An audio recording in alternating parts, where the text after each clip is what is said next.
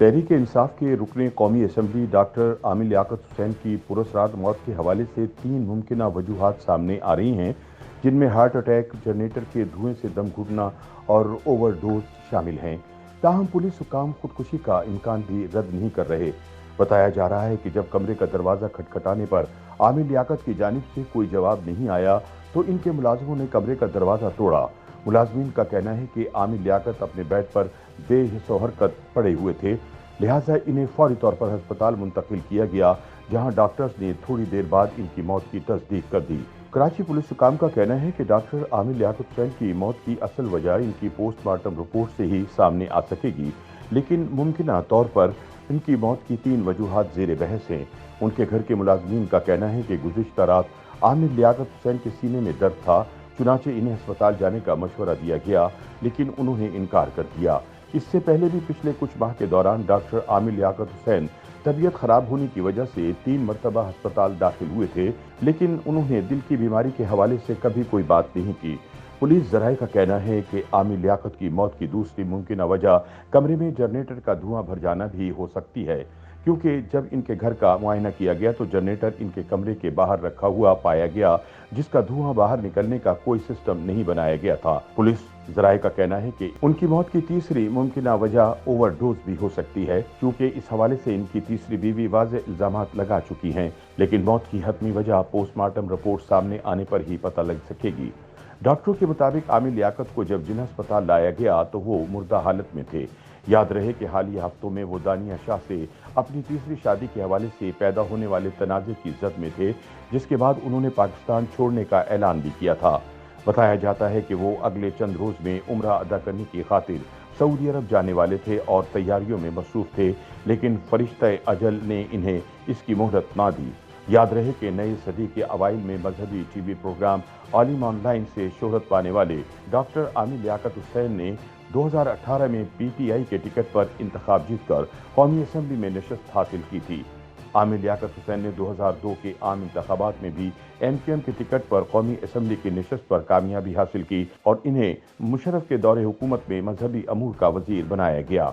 जुलाई 2007 में आमिर लियाकत हुसैन ने कौमी असम्बली की रुकनियत से इस्तीफा दे दिया था।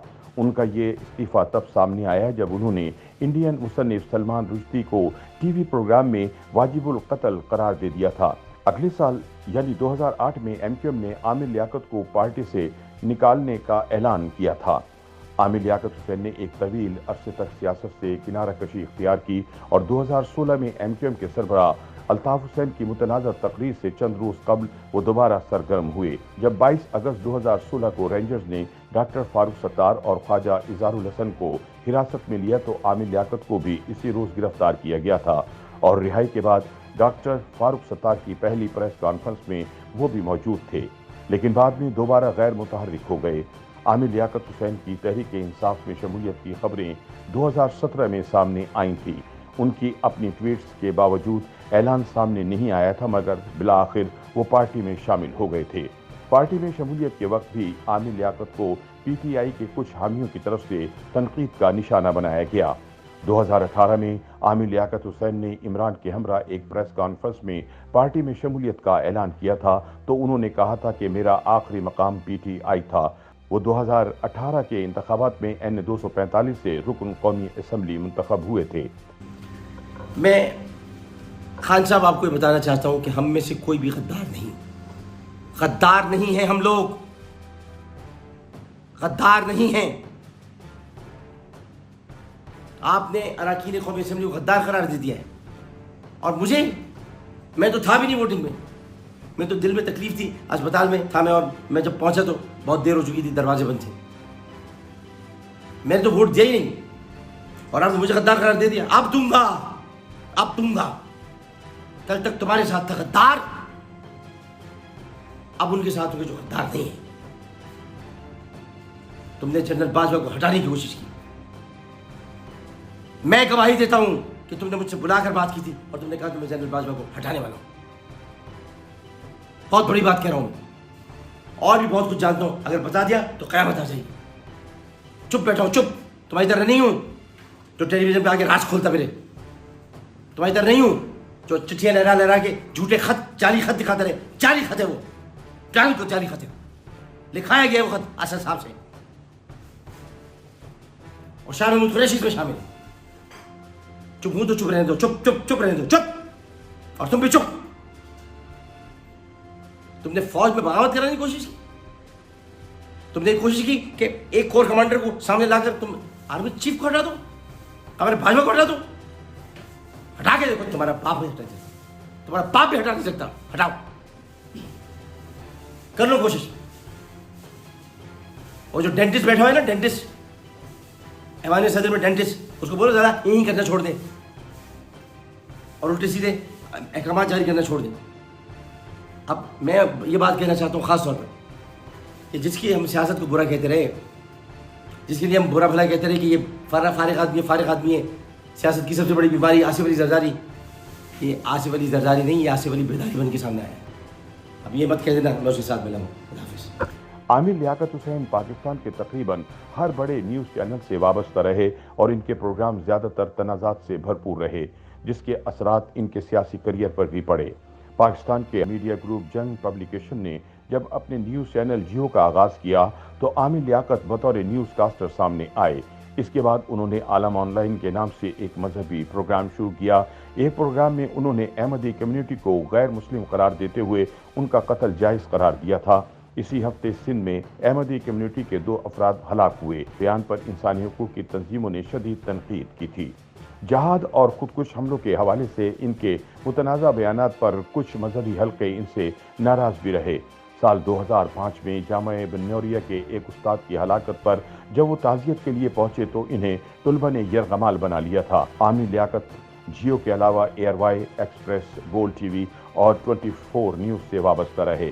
رمضان کی خصوصی نشریات کے دوران وہ ہارٹ پراپرٹی تصور کیے جاتے تھے. جیو پر رمضان ٹرانسمیشن کے ایک پروگرام میں انہوں نے چھیپا فاؤنڈیشن کے سربراہ رمضان چھیپا سے ایک لاوارث بچہ لے کر ایک جوڑے کو دیا تھا, جس وجہ سے بھی انہیں تنقید کا سامنا کرنا پڑا تھا. رمضان ٹرانسمیشن کے پروگرام انعام گھر میں ان کے بعض جملے اور حرکات کو بھی ناپسندیدگی سے دیکھا جاتا تھا. پاکستان الیکٹرانک میڈیا اتھارٹی نے 2016 میں اس پروگرام کو 3 روز کے لیے روک دیا تھا. بولڈ چینل پر ان کے پروگرام ایسا نہیں چلے گا میں انہوں نے انسانی حقوق کی تنظیموں, صحافیوں اور بلاگرز پر ذاتی حملے بھی کیے. پیمرا نے شہریوں کی شکایت پر یہ پروگرام بند کر دیا اور انہیں عوام سے معذرت کی ہدایت جاری کی. اپنی موت سے کچھ عرصہ پہلے عامر لیاقت حسین اپنی تیسری بیوی کے بعد سے تنازعات میں الجھ گئے تھے اور شدید ذہنی پریشانیوں میں گر گئے تھے. انہوں نے پہلی شادی ڈاکٹر بشرا اقبال سے کی تھی, جبکہ دوسری شادی طوبہ انور سے ہوئی, لیکن طوبہ سے شادی کے بعد انہوں نے بشرا کو طلاق دے دی تھی. لیکن طوبہ کی جانب سے خلا حاصل کرنے کے اگلے ہی روز عامر لیاقت حسین نے دانیہ شاہ سے شادی کر لی تھی, لیکن یہ شادی صرف 3 مہینے چل سکی, جس کے بعد دانیہ شاہ نے خلا کا دعویٰ دائر کر دیا. دانیہ نے عامر لیاقت حسین پر تشدد کے الزامات لگائے تھے, جنہیں رد کرتے ہوئے عامر لیاقت نے سوشل میڈیا پر کچھ آڈیوز اپلوڈ کرتے ہوئے تیسری بیوی کے کریکٹر پر سوالات اٹھائے تھے. عامر لیاقت کی اس حرکت کے رد عمل میں دانیہ شاہ نے ان کی کچھ اڑیا ویڈیوز سوشل میڈیا پر پوسٹ کر دی. اس کے بعد سے عامر لیاقت اپنے گھر کی حد تک محدود ہو چکے تھے اور پاکستان چھوڑنے کا اعلان کر چکے تھے.